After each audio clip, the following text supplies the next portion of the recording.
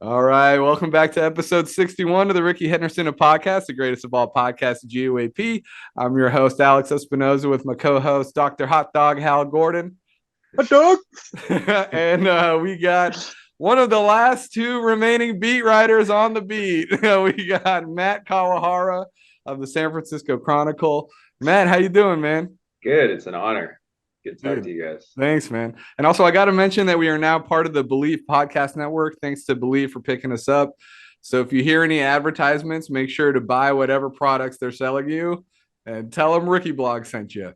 I think that's how it works, right? I don't know. Sounds official. But Matt, what is it kind of like? I mean, it's just you and Martin pretty much on Martin Gallegos of MLB.com on the beat now. What is it kind of like just covering the A's and the team with so few, dedicated people to it now? Yeah, I mean it's a small beat. I think there are, the part of it is probably a reflection of just maybe a little bit of a lower fan interest right now, just because of the way that the team is operating at the moment. But there's still a ton of stories out there. It's still, I think, a pretty interesting team. Obviously, there's a lot of new guys. So when we were down in Arizona for spring training, it was a good chance to kind of get to know a bunch of the new faces who were there, and just kind of start to piece together this group that they have, because there are some returning players from last year and some young guys who kind of come up through the system or come in through trades, but you have the new free agent signings, and just it seems like it feels like a new group. Obviously, last year there was so much turnover that you couldn't really put your finger on like what the team was going to look like from day to day. Yeah. So to have a group that they're at least kind of settled on to go into the team with and kind of getting to know them over the course of the spring was good. Matt, was this your first like real spring training as the A's? Yeah, first real spring training, because I was gonna join the beat with Susan Slesser in 2020, and obviously that got cut short. And then 2021 was a weird camp because we couldn't, like, there were still restrictions on like how close you could get to people. We weren't in the clubhouse. So we were like watching spring workouts from one of the bullpen areas that we had to like stay in the bullpen area and watch through the fence, and like we couldn't like get close enough to the fence to like talk to guys, and everything was still resumed. And then last year was the lockout, so we had 4 weeks, and it was just catching up with all the trades. So yeah, this actually felt like a real camp, and that was nice. What's the vibe in the clubhouse like? I mean, it seems like every time at this time of year, people are saying, "Oh, everybody's having a good time. It's always all positive." But is that the actual feeling you get when you're in there? Like, yeah, everybody's having a good time. It's all positive. I think it is. Yeah, I mean, to your point, yeah, it's spring, but I think there is a positive kind of feeling among the group, both with part of it is from the veterans that they brought in. You really get the sense that I said Jesús Aguilar in particular is a kind of a bright, positive clubhouse influence. Kind of he's taken several of the younger Latin American guys under his wing.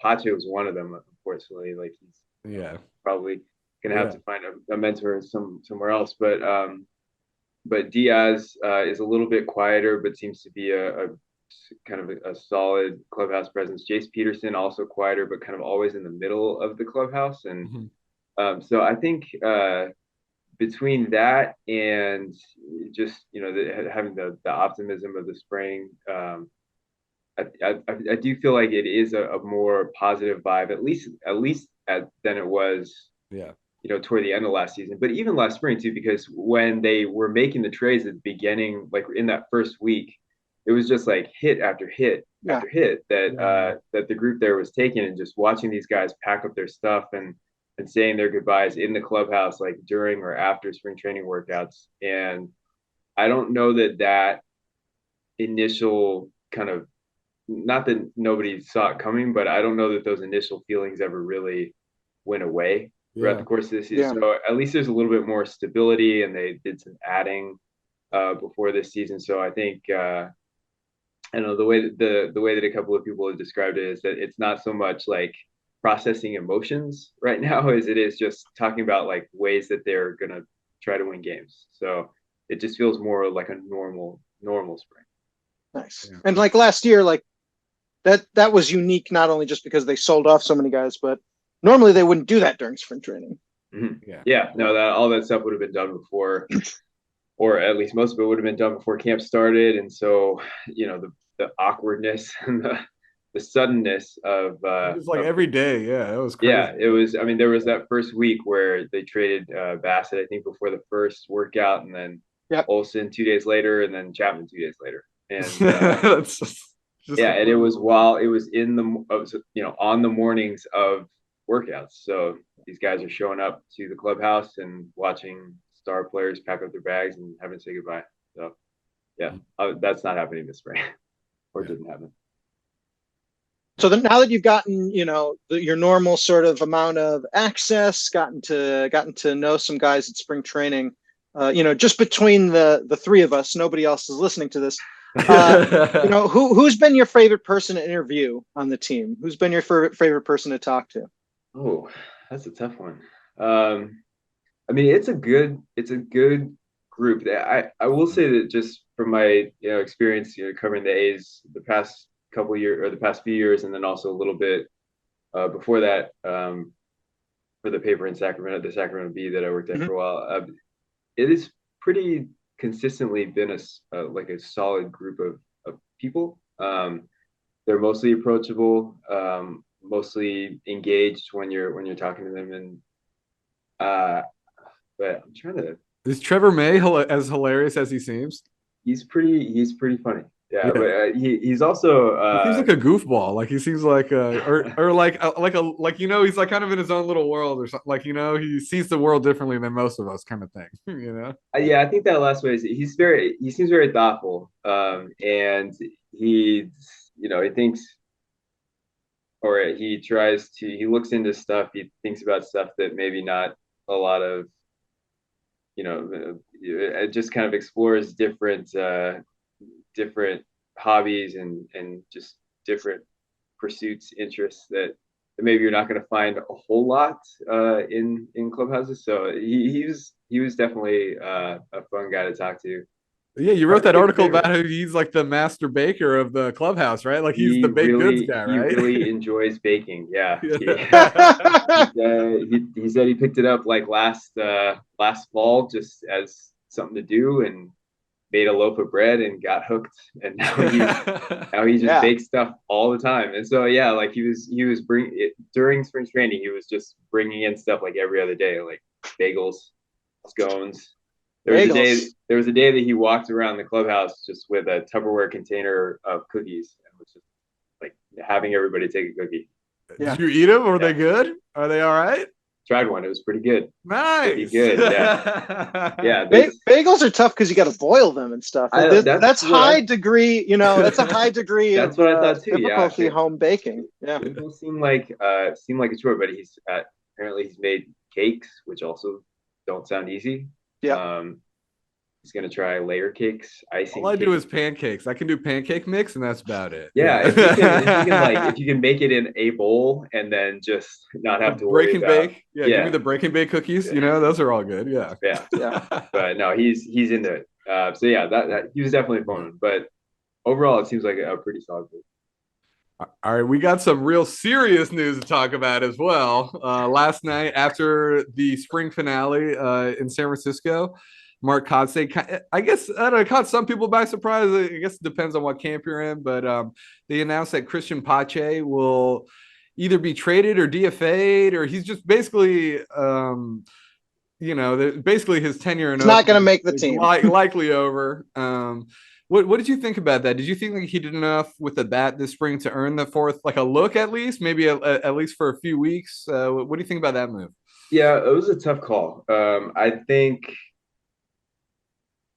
I was a little surprised when they traded for Ruiz, and at that, and when they had David Force on a Zoom call after that, and even at that point, Force said they see Ruiz as a potential everyday center fielder, and so that was immediately a sign that if they were assuming that he was going to be on the team right away, they were going to have to do something with Pache, and at that point, Force thing was we'll figure that out in the spring. When camp started, we asked Mark Kawahara about the Pache situation, and he said something to the effect of Pache is also going to be auditioning during camp for 29 other teams. Yeah, that was kind of weird. Like he said that pretty early. It was very early in camp, and that it was I don't know. I was a little surprised to hear that because that made it sound pretty pessimistic about his chances of making the team. As camp went on and he was hitting a little bit, so you started to think that maybe he does have a shot. And the fact that he was really the only guy in that group of outfielders that was out of options, so they could have opened without one of the guys they decided to carry, like a Rooker or Capel, and just tried it out with Pache again for a little bit, and seeing if it worked instead of going into the season and making this decision right away. But obviously that's not what they decided to do. So I think they announced, Mark Kawahara announced, like you said, that he won't make the roster, but it still leaves open the possibility of sometime before Thursday morning when they have to set the roster that they'll explore the potential of trading him. If it does get to the point where they have to DFA him and put him on waivers, it's tough to think that he would pass through. You would think that there is some team out there that would take a flyer on a guy that 2 years ago was the top rated prospect in the Braves system. Yep. Is an elite defensive center fielder, as everybody who watched the A's last season saw. He just this spring too, he figured it out with the bat. Yeah, it seemed like this spring too, he was always just making plays. Yeah, I mean that's what he does. And it looks, it makes it look easy. And I think there were some more hits in a limited sample size this spring. Yeah. One thing that Mark Kawahara kept coming back to was they were still seeing a lot of ground balls to the left side, and through last season you saw him hit a lot of ground balls to the left side. Yeah, and I think they wanted to see more sort of elevating the ball, hoping for more line drives, maybe more of a opposite field approach, and either they didn't see enough of what they wanted to, or they had already made up the mind that they were gonna probably move on and just decided to make that decision. I was really worried when I saw that he got sent last year when he was sent back to Vegas AAA, and he still was like a below average. He still had below average like OPS, there. And at that point, you're like, well, yeah, I mean, if you're competing in the for Major League, you should at least be above average AAA. Yeah, and I mean, looking at his numbers through the minors in the Braves system. There wasn't really a level where he dominated as a hitter, and especially at AAA. I think I forget what the exact AAA average is, but it was something in the 250, 260 range, I think.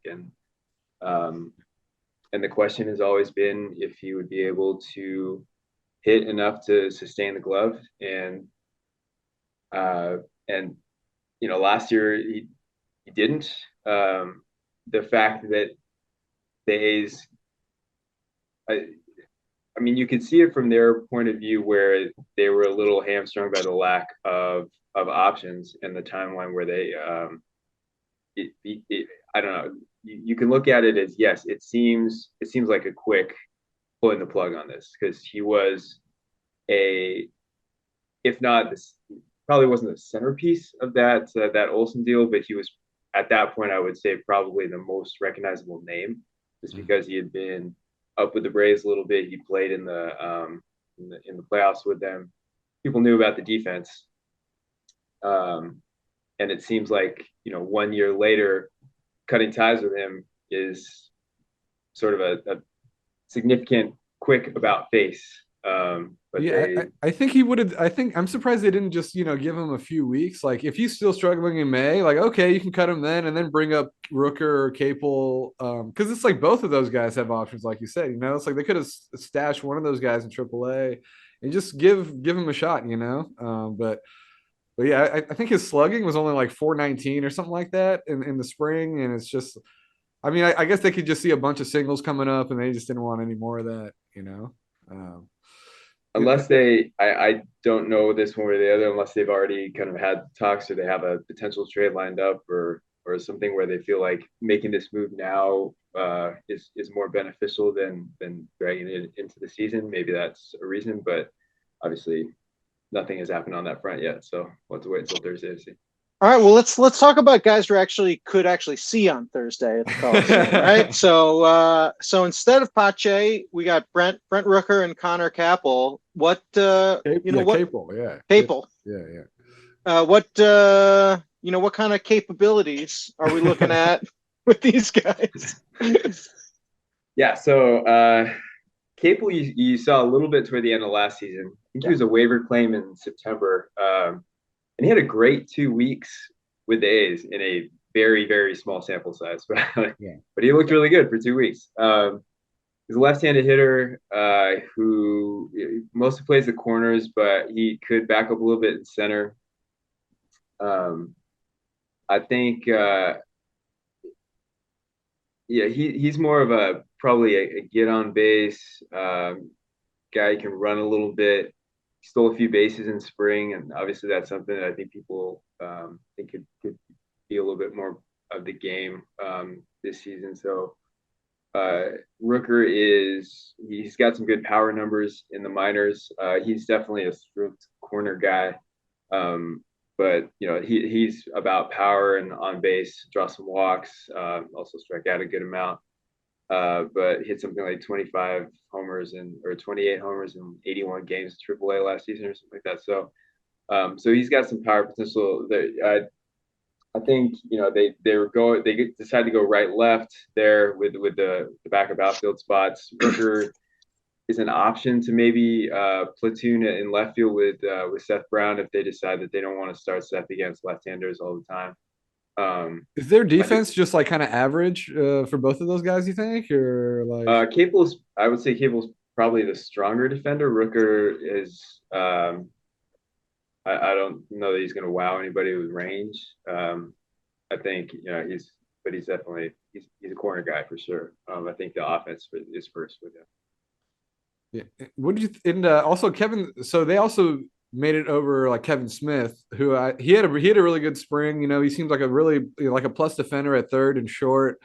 Were you kind of surprised that they didn't bring him up, or do you think they just have so much versatility across the infield? They got Peterson, they got honestly, Allen can play both spots up the middle. Diaz can play all over the place. That I don't know, maybe they just want to see him get more consistent at bats, or like what do you think the logic was in that? Yeah, I think he was just made a little bit redundant by the fact that they have Diaz, who's a right-handed hitting infielder who can play all three or all four spots really. They have Nick Allen, and who's going to platoon at shortstop with Diaz, and Peterson, like you mentioned. I think it was kind of a numbers game with Kevin Smith, who's a third baseman or shortstop, and they, Katsi said last night the final bench spot basically came down to Smith or Rooker, and they decided both of them right-handed hitters with a little bit of pop. They decided to go with Rooker just to, the way that he put it was to have more options with what they could do with the lineup, which probably means a little bit more platooning in the outfield, whereas I feel like their infield mix is pretty set. I don't know exactly where Kevin Smith would have gotten his time if he made the roster, except for maybe getting the occasional start at third base against lefties, because their shortstop situation is pretty set. Yeah, do you think they're going to get caught in like this weird? I mean, they signed Diaz and Peterson, it seems to me, as kind of like stopgaps, maybe to get to Geloff and, just these this next generation. But do you feel like that this kind of win now stopgap approach could, hinder the development of guys like Allen? Do you feel like, or do you think Allen, maybe everyday thing isn't good for, like, isn't maybe, taking some days off could actually help him as well? What do you think about that balancing of this win now kind of attitude? Because Kotsay sounds like, I think he said a couple of days ago, he's like, watch out, we could be buying at the deadline, like he still believes in this team, Yeah, that seems like a potentially overly optimistic. he's gonna be optimistic. He's not gonna say anything different going into this. Yeah, of course. So yeah. But yeah, I think that's a really good point. Like how, and that is a major question for me going into the season is, where does this year fit into the rebuilding plan? Like where does this, how does this fit into the timeline? And it's clear that they're not just turning it over to the kids, to the young guys, because if they did, they would have Nick Allen playing 150 games shortstop, but instead they're going to platoon him with Aledmys Diaz because Aledmys Diaz hits right-handed pitching better. Whereas if you think / hope that Nick Allen is going to be an everyday player at some point, then I think it would make sense to consider giving him a lot of starts against right-handed pitchers and seeing if he can kind of make the progress that you're hoping to see. So it's a balance. It's always a balancing act between letting a player go out, like a young player go out there and potentially fail and hope that the progress kind of grows out of that. One counter to that would be what they saw with Pache last year, where they did run him out there as the everyday center fielder for 3 months, and he wasn't able to kind of make that breakthrough hitting wise. And I don't necessarily know that it shook his confidence or affected his confidence, because he seemed upbeat all through it, and he seemed upbeat again this spring. But if they're, that could be one part of the formula, just to whether how much you kind of throw these guys into the deep end. But yeah, it's obvious that they're not just going, hey, we're going to bring these kids up and let them sort of take their lumps for a little while. I think part of it is that even though outside expectations are clearly very, very low for this team this year, just the way that last season played out just did not sit well with a lot of people in the organization. There was a priority on making the major league team more competitive this year, even if they're not going to compete for the division. Bringing in guys that are more veterans, have track records, can maybe give more competitive at bats, or at least lend a little bit of stability to the lineup. That was a priority as well. So I don't know what. Oh, go ahead. Yeah, I wonder too. Like another sort of another perspective could be as well, that if you have a couple of these veterans on these short-term deals, Aledmys Diaz goes out there and just rakes. I mean, you're able to, if he does that before the trade deadline, you're able to get something for him. Sort of like how they did with Betancourt last year. They just sort of picked him up, and he did pretty good for 2 months, and they turned around and traded him. Yeah. If Nick Allen does well for 2 months, you're not going to trade him. And if you're trading away somebody like Sean Murphy, who still had 3 years of control, I think you've made a higher level decision that, like, we're not going to be winning the World Series next year either, so you might as well see what these guys do. And if they're their own, like, sort of scratch off ticket, one of them ends up being good, you can get another prospect for him too. But yeah, no, I think that's definitely potential part of it too. And I mean, both Diaz and Peterson are on 2-year deals. So Yep. Yeah. So yeah, if it's if they are kind of stopgap solutions, and you get to the end of this season and it does look like Geloff or somebody else, younger guys are going to come up and seize playing time, and you are ready to hand those jobs over, then yeah, you could look to move those guys somehow. I think Aguilar is on a 1-year deal, so I think that's right. Yeah. Yeah, so that might be a little bit more of a lightning in a bottle thing. Like if he goes on his 20 homers in the first half, then night. Let's do it. Like flip him like Betancourt. But yeah, no, I think that's a great point. I think that's part of it too. Yeah, because I wonder if that kind of argument applies to, like you said, Peterson and Kevin Smith too, because they could just roll out Kevin Smith at third base, but I think when you're paying Peterson that much, they're probably pretty pot committed to having him be a starter at this point. Yeah, Peterson looks like he's at least if he's not going to be the everyday third baseman, I think he's going to get a good amount of time there. He defensively is really good at third base last year. And the A's as a team were not very good at third base last year defensively or offensively. I mean, just kind of across the board. Kevin Smith not too many stolen bases at third base either. Good on special teams, though. Really good on special teams. Kevin Smith did play good defense for the 2 months or so that he was like the everyday third baseman at the front of the year, but he didn't hit either. And then when they started kind of cycling the other guys through, everything was not quite there. So I think they were just looking for a little bit more stability and production out of that spot. You guys want to talk about some pitchers? Yeah, absolutely. Sure. All right, so we got Kyle Muller starting opening day. I mean, it would have been tough to predict that. Would not have been my guess going into camp. Even Muller, even Kotze was like, dude, I think Muller thought I was sending him down. It's like, no, you're starting opening day. It's so oh man. Oh, the knife's edge of the Oakland A. Yeah, well, so if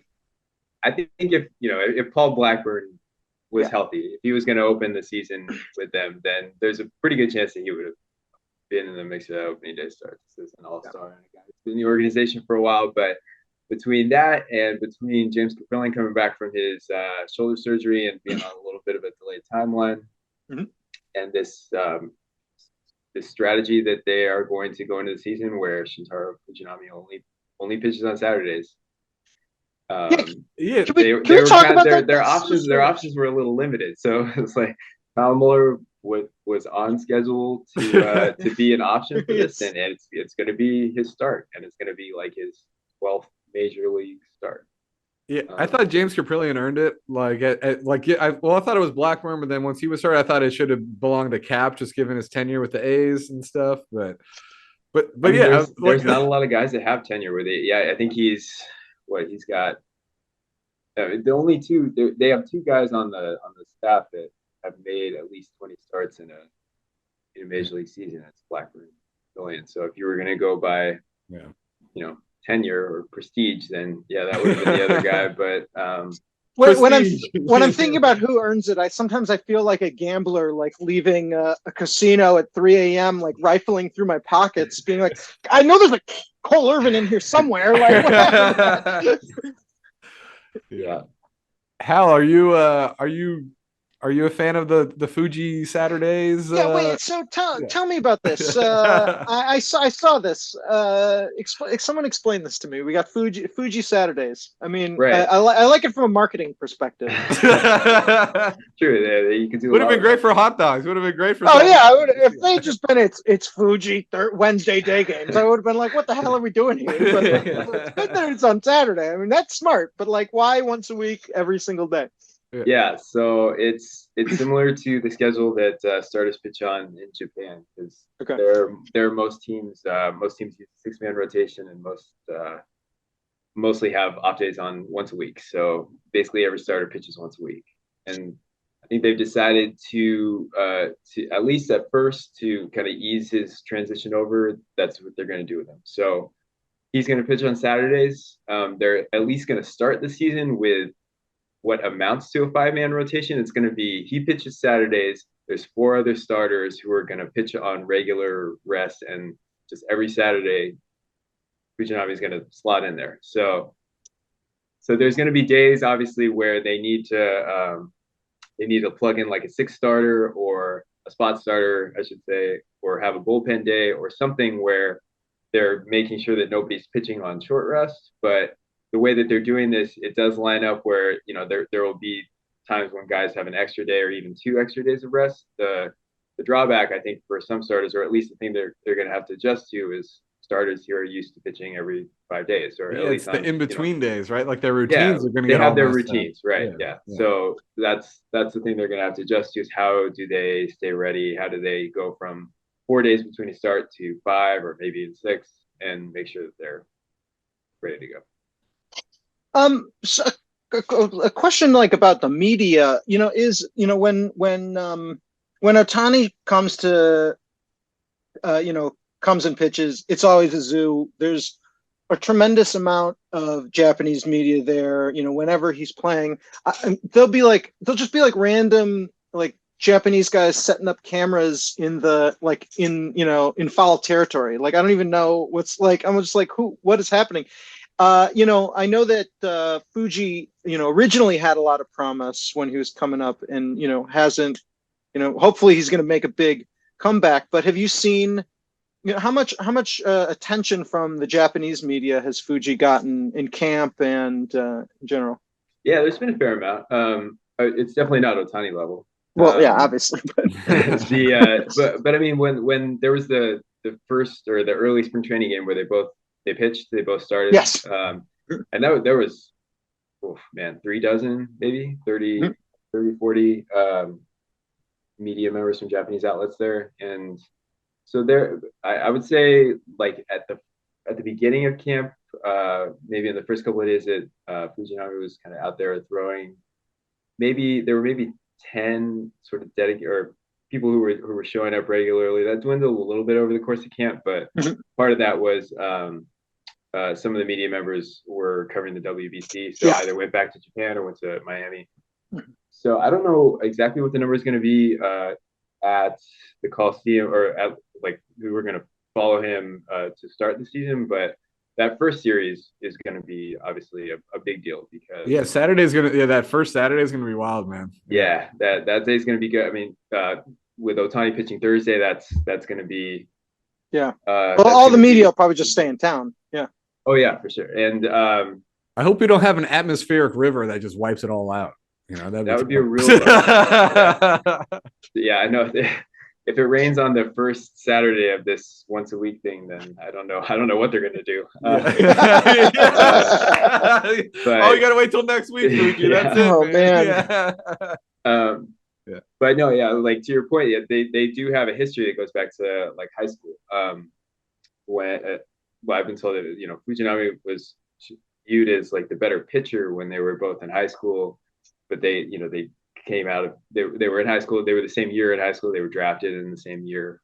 So they do have a good amount of backstory. So it'll be fun on Saturday when Ohtani's going to ostensibly be in the lineup, and they get to actually face each other.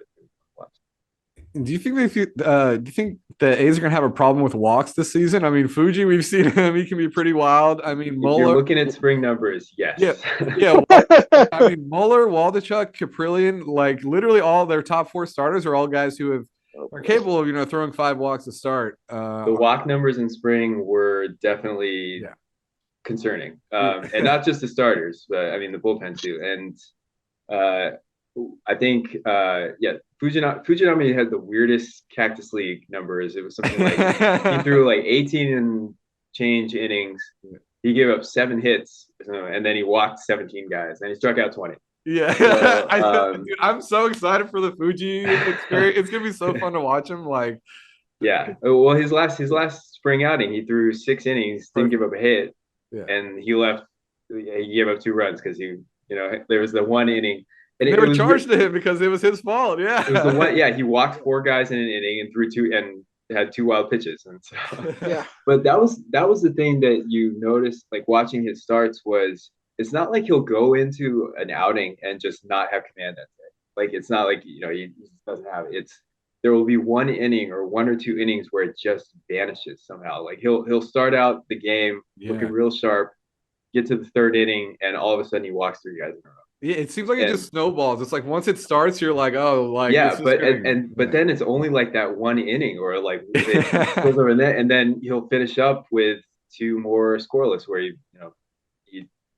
retires the side or something like that. And he has said that he is aware of this mechanical thing where sometimes his basically he'll point his shoulder a little bit too much at third base, and he feels like he'll start to fly open, and that kind of leads to some of the command issues. And he sounds like he's aware of what is maybe causing some of the stuff to go awry, but then it comes down to being able to make the adjustment in game, so that if he starts to notice that's going on, you can kind of correct it before you've walked 4 guys and walked in a run, and now you're facing a huge inning. So yes, with him, definitely something to watch. I think Waldichuk's spring numbers were also iffy. A lot of walks for him, and not a lot of deep outings. He threw enough pitches to get built up for the season, but if they're counting on him to be a reliable rotation guy, and if they're going to do this thing where they're going to have to carry a long man or 2 so that they can fill in the spots that they need for the rotation, and they're maybe down a what would normally be a bullpen arm, they're going to need their starters to be reliably working a good amount of innings. And yeah, that was Caprillian's problem too last year too. He couldn't even get past the 5th, 6th inning. Yeah, or they didn't give him a chance to. There were a couple outings there. Yeah, he looks really bad. Yeah, where he threw like 5 innings and had 60 pitches or something, and they yanked him. So, but with Waldichuk, there were short outings. He would throw a lot of pitches. He would walk guys, and he just was not able to kind of get through innings quickly. So, but yes, to your original point, walks are something that they were doing a lot of in spring. Probably need to correct. Yeah. Do you think it sounds like I didn't realize actually last night I was listening to the recording the A's provided of the press scrum, and Kotze said you have to split up the roster 13 and 13. I didn't realize that you can't do like a 14-12 split between position and in bullpen or the pitching staff. So we're looking at so we got Muller, Fuji, Waldo, Caprillian, and then Sears and all are kind of in that 5th, 6th. And then for the bullpen, we're looking at Trevor May, Danny Jimenez, Zach Jackson, Sam Wall, Domingo Acevedo, Yuris Familia, and then there's one last bullpen spot, right? Do you think that belongs to Chad Smith, or what do you? Yeah, I mean, I don't know who else it would be, right? Could be, yeah. I mean, Chad Smith is the 40-man guy who's there. They still had Steckenrider up with them toward the end of camp, so he's probably a candidate. They didn't make that decision yet, so I think they will have. See, they put Snead on the 60-man or 60-day IL to clear a spot for Familia. So if they were to carry like a Steckenrider, then yeah, they would have to make a move. I mean, the other option is knowing that either Sears or all, or probably Sears, is going to be that 5th starter. They could even go with another long guy, like Adrian Martinez, and I don't know if this is going to happen, but at some point they could decide to go that route where they just have like 7 starters on the 7 or 8, even probably more like 7, but several long guys in the bullpen for the possibility of doing like a piggyback situation or some weird creative, I don't know. The Fuji thing is gonna, whatever adjective you want to, but yeah, they're really gonna have to be flexible, I think, with how they handle this starting situation. So the bullpen, that last bullpen spot, or those last couple of bullpen spots, I think could the way that they fill those, I think, could kind of change and evolve throughout the season. What you got, Hal? I'm hogging up all the questions here, man. What you got for him? All right. Well, let's ask the big one here. Well, how many wins? What's the prediction on wins? I'm no good at predictions. So, Yeah, no, yeah. So I want you to make a big fool of yourself. Let's go. obviously, Ready. yeah, I think they'll be better than last. Like, okay, well, do you think they'll have more wins than last year? What do they have? I think 60. Yeah, they went 60 and 102 last year. Yep. I think it's real hard for a team to lose 100 games. Yeah. I don't think they lose 100 games again. Yeah. Just by a law of averages thing. I mean, it's not another question, but I don't think that happens. So maybe somewhere in the I can't even hesitate to even put a number on it, but I do think that there is enough there to at least be better than last season. Oh yeah, just by accident. I think just by the fact 61 wins is possible just by accident. They're probably not going to use 64 different players. They're probably not going to have 34 rookies. That's right. I think they'll be closer to 70. I think they'll be in the low 70s is what I'm guessing. I think. Are you saying number of players or wins? I thought you were saying number of players. No. I mean for wins. I think they'll be in the low 70s. What about you, Hal? What's your prediction, man? What do you think? Oh yeah, you're the numbers guy, right? Yeah. Oh yeah, I'm gonna go with 65. I think they'll get 65 wins. Yeah. Okay, better than last year. Yeah, no, I think in some sense I would say that their team might be worse than last year. But I think that I think you have to be bad and unlucky to only win 60 games. So I'll give them a few more. Hey, who's your Matt? Who's your prediction for breakout player? I'm all about Esteury Ruiz. It's fine. I'm looking at the stats right now. So Matt Olson is number 1 in spring training RBIs, and then Ruiz is number 2. So it's kind of he's got 17 spring training RBIs. Spring training RBIs, baby. That's worth a lot, huh? Yeah, extremely not lucky at all. Big foreshadower for the Well, yeah, go for it. No, I was just gonna say he. I think he had a good spring. Like he finished hitting over 300. I mean, the question with him, the thing that pops is obviously the speed, and in order for him to steal a ton of bases, he's got to be on base, and he was getting on base this spring, and he was hitting his way on for the most part. I don't know that he's necessarily gonna have the power numbers that he showed a little bit in the minors, but he had 16 homers last year. I was surprised, man. And but he was getting on, and so yeah, I mean, if he can do that consistently, they had him hitting basically at the bottom of the lineup all spring, which I would guess is the way that they're gonna start out. But if he's getting on, maybe they bump him up and have him be a little bit more of a kind of top of the lineup guy. I'm hoping. Just because I like him so much, I'm really hoping that Tony Kemp has a good year, because it's his last year of arbitration. I think last season was a little bit of a regression from what he had before, and I'd love to see him. I'd both love to see him, be able to get a contract to actually make some money, and wouldn't be the worst thing too if we were able to get something for him at the trade deadline, although that would be very sad. But I think I'll be rooting for him the most. Probably. He had a good second half, or he had a better second half last year. Yes. I mean, he talked about kind of overhauling his entire hitting approach at the All-Star break, or at least the way that he was setting up and the way that he was working on pregame stuff. He changed a bunch of stuff at the break, and he felt like he saw some good results in the second half. So if he hits more like he did in the second half last year, then yeah, I mean, that's a solid year again. I don't know that he's necessarily going to get back up to the level that he was producing at 20 in 21, because that was a little bit out of character, or it was just beyond what he had done at any point in his career before that. But I mean, if he produces like he did in the second half last year, he's still an above average player. Yeah, he shouldn't have any problem finding a nice contract for maybe a three-year contract after that. That would be great for him, I bet.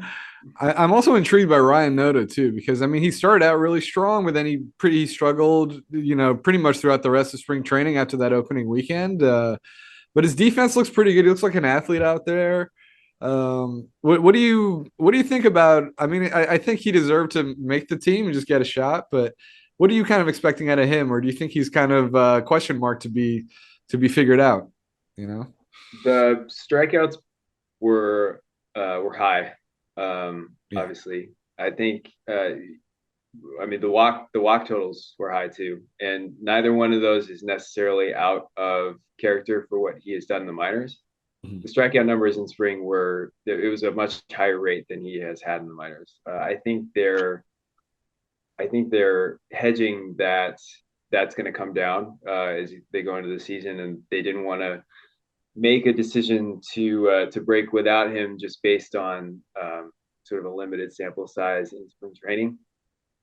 So they're going to go into the season with him. It sounds like one thing that I was a little bit surprised about yesterday was, like you said, I mean, defensively he's looked pretty solid over there, and the other option is Jesús Aguilar, who has he's played a decent first base in the He just past. looks like such a big guy, dude. Like he's just Yeah, like you a don't look at him massive and guy. think this is going to be like the most athletic first baseman out there. Yeah. But one thing that Mark got to say yesterday in the pregame scrum when we asked about Noda and how you're going to use him was that right now it looks like Aguilar is going to get more playing time at first base, or get a majority of the playing time at first base. I don't know exactly what the breakdown is going to be, but that and you would assume Noda as the left-handed hitter maybe gets starts against righties, and you face more righties. But he said Noda could also get some starts at DH, so maybe I'm surprised Aguilar's not the primary DH and Noda's the primary first baseman. Yeah. If you're facing a right-handed pitcher, I mean that would seem like the opportunity to have Noda at first base and Aguilar at DH, unless they actually do look at Aguilar as the better defensive first baseman. Yeah. Or at least a good defensive first baseman, and so somebody that they are confident in over there. But that's what he said as far as how they're going to start out with. So see how it actually plays out. Yeah, and then Carlos Perez also made the team as the backup catcher. Do you know how Manny Pena is progressing? He's got an injured left wrist. Is that right? Is he? Yeah. Do they have any timetable? I mean, I know Katsu's kind of guarded with timetables and stuff, but do you have any idea how is Manny guaranteed the backup when he comes back? Just given what he's making. I think he's making $4.5 million this year, something like that. Right. Yeah. So he had surgery on the left wrist last May, something like that. I think it was to address some cartilage or ligament damage in there. Mm-hmm. So he had surgery in May, wiped out the rest of the season, and when he came to camp, I was talking to him early in camp, and he didn't really start sort of back up with baseball activities until pretty late in the off season, and he said that he didn't actually really catch a bullpen session until he got to camp. But he was in a minor league game getting at bats. And it was on a swing and miss where swung and missed and felt like a twinge in the wrist. And so I guess he came in the next day and it was a little swollen. So he decided talked to the doctor that had performed the operation. The doctor wanted him to come back to Atlanta where he had it and kind of just get it checked out. So at this point, he's in a brace. He's got a brace on the wrist. It's immobilized. And the last sort of timeline was it's going to be at least 2 weeks before he is able to use it again, or at least until he's able to kind of get into a potentially like a minor league rehab game. At least 2 weeks, probably. I would say that's an optimistic timeline. What he's playing catch, like we would see him late in spring training where he'd be standing next to somebody who would like catch the ball for him and toss to him, and then he would throw it back with his right arm. So interesting. I'm surprised he even passed his physical if he was having like issues and all that kind of stuff before that swing, even if he was having trouble catching and stuff, like I don't know that he was necessarily having trouble catching. I think when they made the trade, I remember the A's saying that they had talked to Pena about what he'd been able to do so far, and like he was they didn't sound concerned about. So this is like that news, that swing really just kind of because because he was in camp for a few days before that happened, and he was doing stuff like he was catching bullpens, he's taking batting practice. He even played in a Cactus League game. I think it was the first spring training game he got at least one at bat, and then yeah, it was just a swing and miss where felt something in it, and so he had calf soreness. Calf soreness was the original thing that knocked him out, and then he was playing in a minor league game to kind of get himself back from the calf soreness, and that's when he swung and missed and had the wrist thing. So yeah, it's been a little bit of everything with him.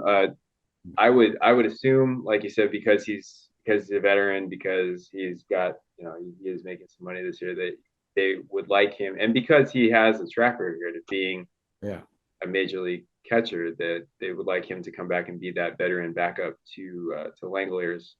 But the timeline of that was a little iffy. All right. Well, I think this was awesome. I really learned a lot. I'm excited for Thursday. And I'm also excited for the A's 2025 season, maybe too. But no, this is great. I really, really appreciate you spending all this time with us. This was awesome, man. Yeah, Thank you so much. Fun. Yeah, happy to talk about it. Yeah, thanks, man. I thought it was gonna go like 30 minutes, but here we are, like an hour later. This is what always happens. So, yeah, no, I had to break you two up. We'll have you on later in the season. I'm sure. Yeah, anytime for sure. Awesome. Thank you so much. All right, thanks a lot, Matt. No.